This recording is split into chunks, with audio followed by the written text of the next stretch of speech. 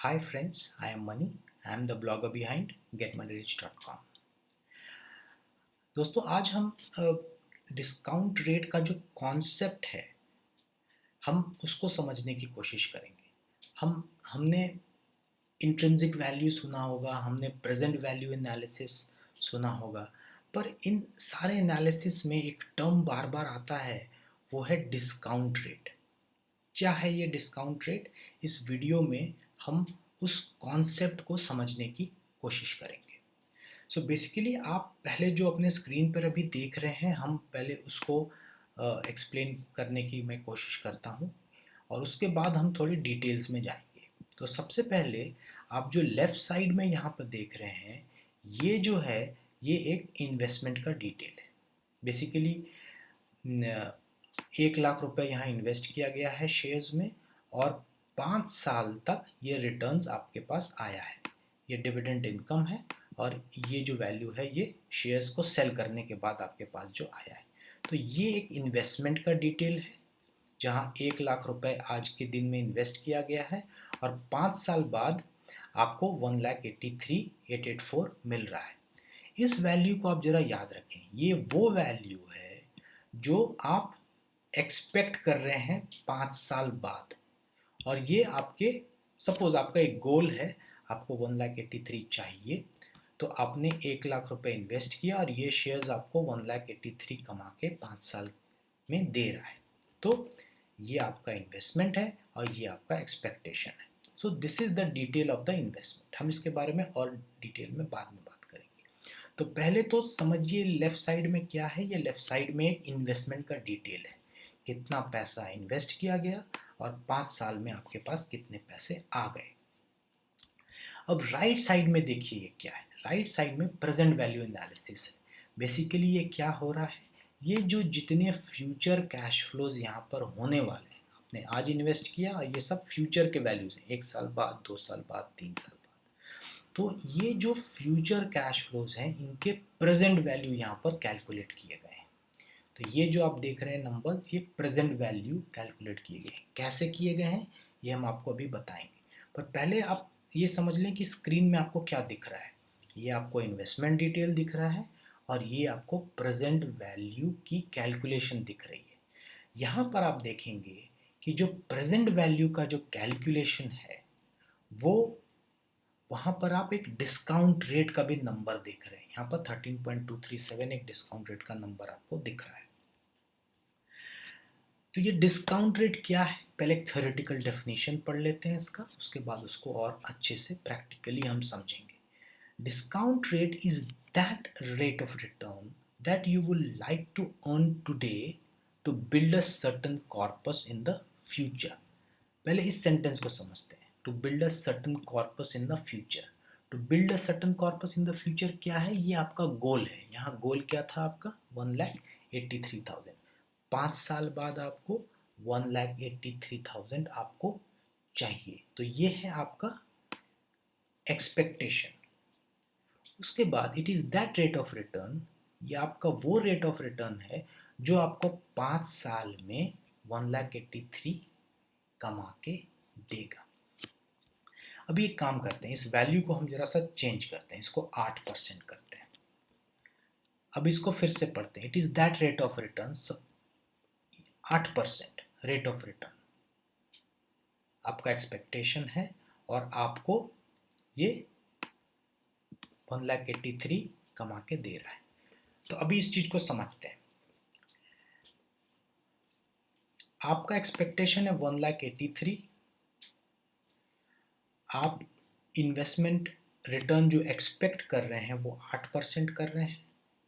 तो अगर आपका फ्यूचर में आपको 1,83,000 चाहिए और आज के डेट में आप एक, आपका जो रिटर्न का एक्सपेक्टेशन है वो 8% है, तो आपको 1,26,000 इन्वेस्ट करने पड़ेंगे। ये जो नंबर आपको दिख रहा है ये 1,26,000 वही दिखा रहा है कि 1,26,000 आप इन्वेस्ट करेंगे आज के डेट में, तो एट द रेट ऑफ 8% आपको 1,83,000 5 साल बाद बनेगा।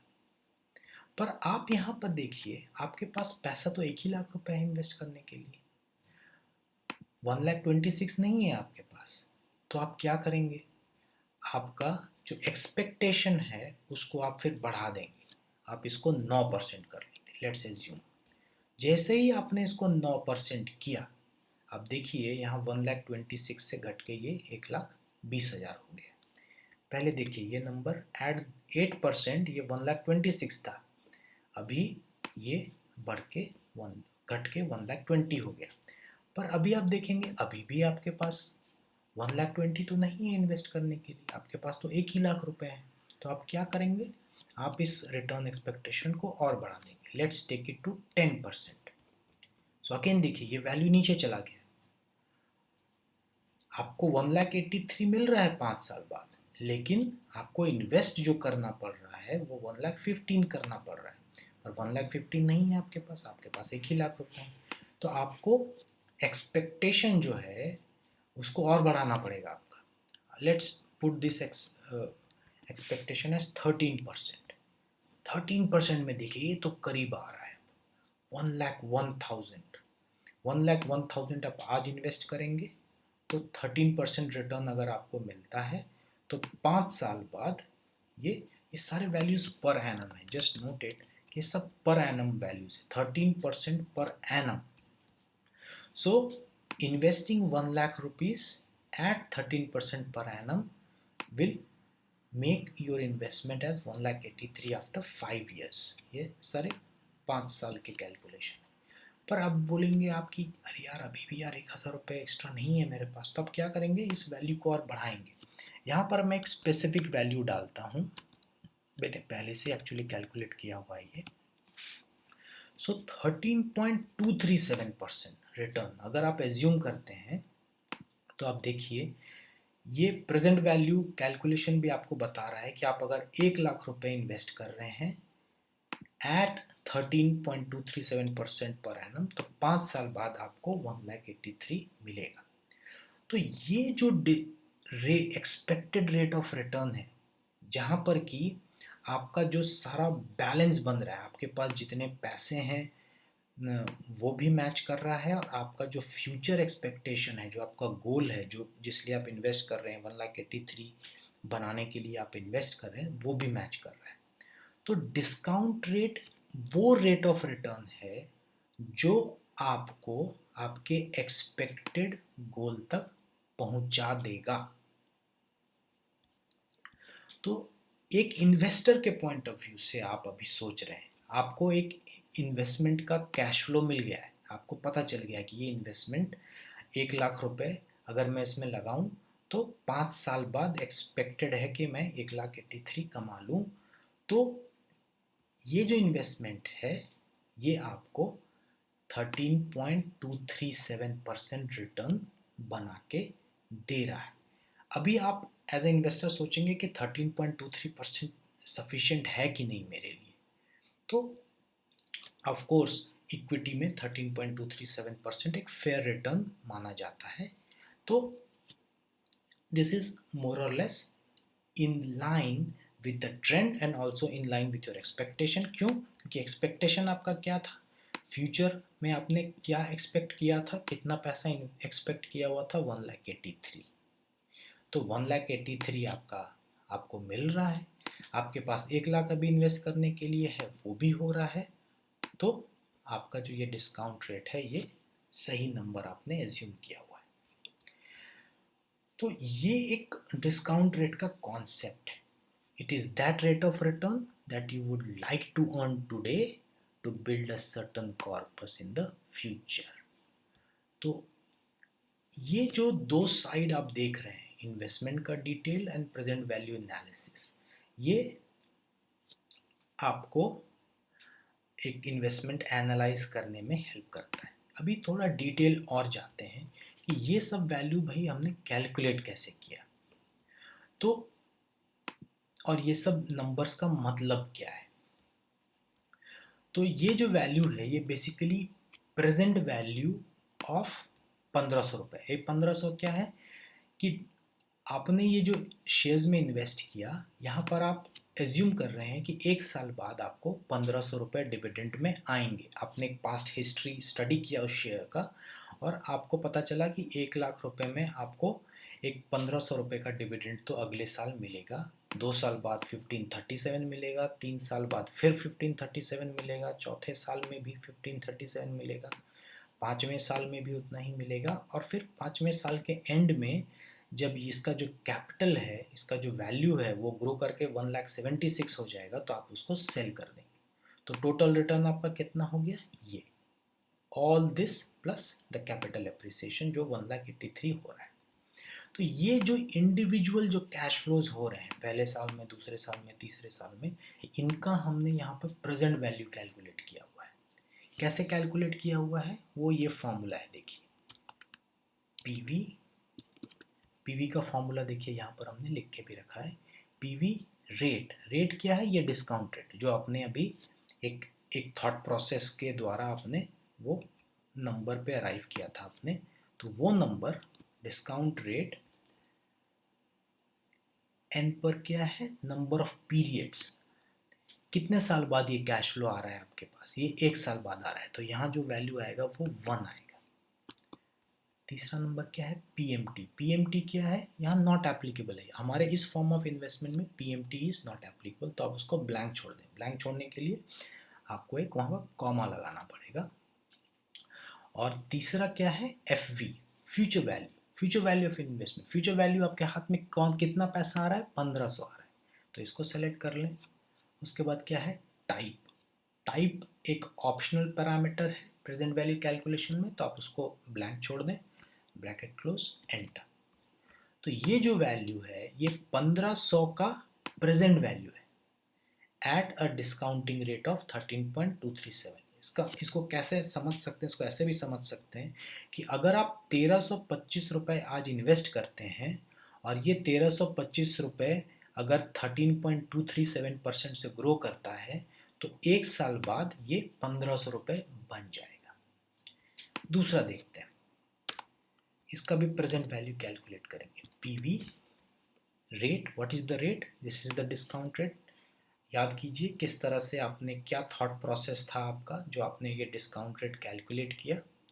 डिस्काउंट रेट इनटू एन पर नंबर ऑफ पीरियड्स, कितने साल बाद ये पैसा आ रहा है, 2 साल बाद, तो ये नंबर हो जाएगा 2।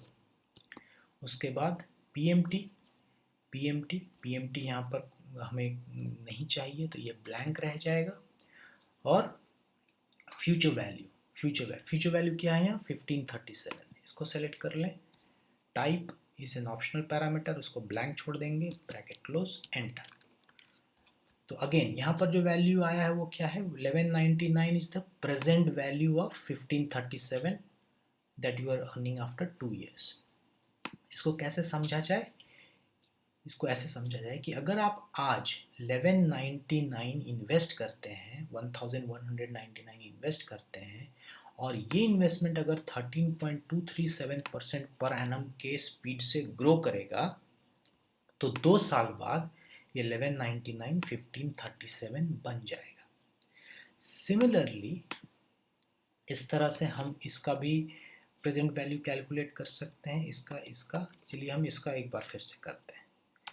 Present value rate, rate of return is discount rate. Again imagine कीजिए आपने किस तरह से डिस्काउंट रेट का नंबर अराइव किया था, comma number of periods, number of periods कितने साल बाद ये आ रहा है, 5 साल बाद, तो ये नंबर हो जाएगा 5। पीएमटी विल बी ब्लैंक, एक कॉमा दे दीजिए। और फ्यूचर वैल्यू क्या है, कौन सा 5 साल बाद कितने पैसे आएंगे, ये इसको सेलेक्ट कर लीजिए, ब्रैकेट क्लोज, एंटर। सो ये जो वैल्यूज़ है वो कौन से वैल्यूज़ हैं, ये present values of these future cash flows. So आप जब इस प्रेजेंट वैल्यूज़ को कैलकुलेट करेंगे तो कौन सा टोटल आ रहा है, 1 लाख रुपए, ये इन सब का टोटल है। तो आप देखेंगे कि एट द रेट ऑफ 13.237% आपका जो ये इन्वेस्टमेंट है, ये जो इन्वेस्टमेंट है वो प्रेजेंट वैल्यू एनालिसिस से मैच कर रहा है। 1,00,000 आपने इन्वेस्ट किया, 13.237% आपका जो रिटर्न है वो आपको मिल रहा है, और फ्यूचर में आप 1,83,000 आप कमा रहे हैं। तो ये जो एनालिसिस है इसका आपको फ्यूचर रिटर्न्स भी मिल जा रहा है, आपका एक्सपेक्टेशन भी, आपका रिटर्न का जो आपका एक कॉन्सेप्ट था कि नहीं भाई इक्विटी है तो हमको एटलीस्ट 12% से तो ऊपर चाहिए, तो वो भी हो रहा है, और आपके पॉकेट में 1,00,000 है भी इन्वेस्ट करने के लिए। तो this is the balance that it is created, this is the utility of discount rate. It creates a balance between what is your affordability, what is your goal, and what is your concept of a good return in your mind. So I hope आपको ये example पसंद आया होगा। इसी example को हम एक दूसरे नज़रिए से अभी देखेंगे। यहाँ हम एक इन्वेस्टर की तरह सोच रहे थे, अभी हम एक बिजनेसमैन की तरह सोचेंगे। Let's take another example. Almost similar है, सब कुछ सेम है यहाँ पर जस्ट अभी आप अपने मेंटल मॉडल को चेंज कर दीजिए। अभी आप एक बिजनेसमैन की तरह सोचिए। आपको एक बिजनेस है जहाँ पर आपको 1,00,000 आपको टोटल इन्वेस्टमेंट करना है उस बिजनेस को स्टार्ट करने के लिए। और वो जो आपने जो बिजनेस का जो एनालिसिस किया, प्रॉफिट एनालिसिस किया, आपको समझ में आया कि अगले 5 साल तक 1,00,000 अगर आप इन्वेस्ट करते हैं तो आपको वो बिजनेस इतने प्रॉफिट्स कमा के देगा। पहले साल में 1500, दूसरे साल में 1537, तीसरे साल में भी उतना उतना उतना, और 5 साल बाद लेट्स एज्यूम, ये सिर्फ एक एनालिसिस के लिए एजम्पशन है कि 5 साल बाद जब आपको ये सब प्रॉफिट आपका हो गया, और बिकॉज आपका बिजनेस एक प्रॉफिटेबल बिजनेस है, तो 5 साल बाद आप ये बिजनेस किसी को बेच दे रहे हैं। सपोज कोई एक इन्वेस्टर आया, बोला भाई आपकी बिजनेस बहुत अच्छी है, अच्छी प्रॉफिट हो रही है, क्या आप मुझे बेचोगे? तो आपने बोला ठीक है, ये बिजनेस मैं 1,76,000 में आपको बेच दूंगा। तो ये इन्वेस्टमेंट साइड है, और इसका प्रेजेंट वैल्यू साइड क्या है आपने देखा था। यहाँ पर जो डिस्काउंट रेट है, अगर आप एक बिजनेसमैन, तो यहाँ जो डिस्काउंट रेट है उसका डेफिनेशन थोड़ा इन्वेस्टमेंट के डेफिनेशन से डिफर करता है। यहाँ इसका डेफिनेशन हो जाता है weighted average cost of capital, WACC भी हम इसको कहते हैं। क्या है ये weighted average cost of capital, वो हम समझते हैं। देखिए, सपोज आपको आप 1,00,000 आपको पता चल गया कि भाई इस बिजनेस में मुझे 1,00,000 इन्वेस्ट करने पड़ेंगे। तो उस पैसे को जो आप इन्वेस्ट करेंगे वो दो तरह से आप कर सकते हैं। एक तो है कि सारा पैसा अपने पॉकेट से लगा सकते हैं, सारा का सारा पैसा। दूसरा, आप कुछ बैंक लोन भी ले सकते हैं। तो बेसिकली ये जो 1,00,000 हैं, ये आप अपने पॉकेट से कुछ पैसे लगाएंगे और आप कुछ बैंक लोन लेंगे, ठीक है। तो अब अपने पॉकेट से अगर आप पैसा लगा रहे हैं, अब अगर सपोज आप बैंक लोन ले रहे हैं, तो बैंक लोन तो फ्री में मिलता नहीं है, उसके लिए तो आपको इंटरेस्ट देना पड़ेगा। तो सपोज आपने डिसाइड किया कि आप अपने पॉकेट से 50% लगाएंगे, और बैंक लोन का अब बैलेंस जो है वो बैंक लोन लेंगे। तो 1,00,000 में 50,000 आप अपने पॉकेट से लगाएंगे और 50,000 आप बैंक लोन लेंगे। सपोज आपका अपना रिटर्न एक्सपेक्टेशन है 12%, और जो बैंक लोन है उस पे आपको जो इंटरेस्ट पे करना पड़ेगा वो आपको 9% पे करना पड़ेगा। तो आपने 50-50% इस तरह से डिस्ट्रीब्यूट किया अपना कैपिटल। 50%, 50 लाख आपने अपने पॉकेट से लगाया, 50 लाख अपने बैंक से लिया। बैंक आपको 9% इंटरेस्ट चार्ज कर रहा है, और आपकी जो रिटर्न एक्सपेक्टेशन है वो 12% है। ओके, इस केस में अब देखिए क्या हो रहा है। जैसे ये जो कैपिटल स्ट्रक्चर, इसको कैपिटल स्ट्रक्चर बोलते हैं, कितना आपने अपने पॉकेट से लगाया, कितना आपने बैंक लोन लिया।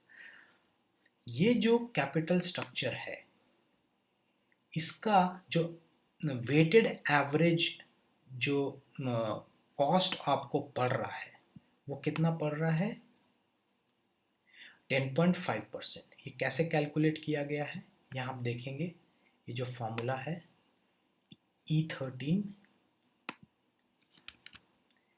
ये इसका फॉर्मूला इस तरह से कैलकुलेट किया गया है। 50%, 12% इंटू 50% प्लस 9% इंटू 50%। तो ये एक weighted average cost of capital इसको कहते हैं, WACC।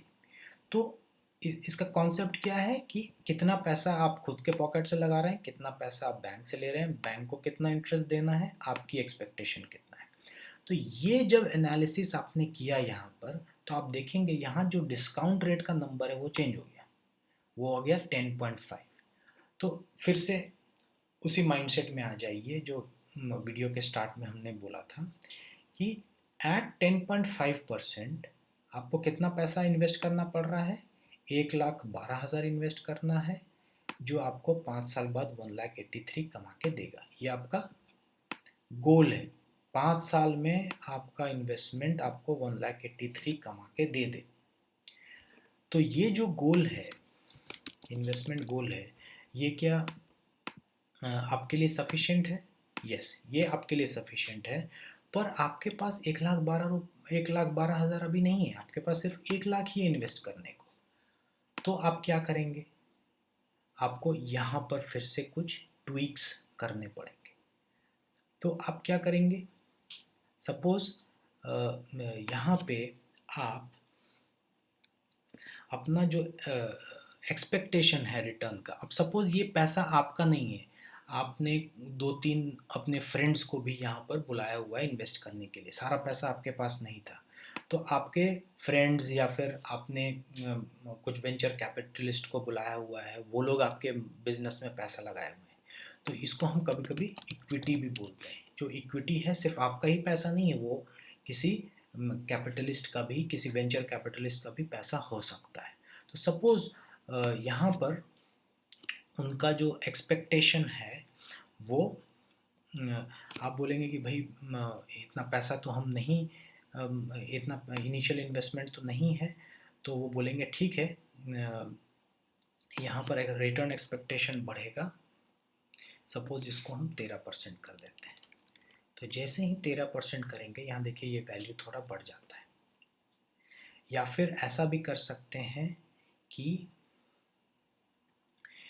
बैंक लोन को कम किया जाए 40% और इसको 60 किया जाए। तो इससे क्या हो रहा है, फिर से देखिए यहाँ वैल्यू बढ़ रहा है।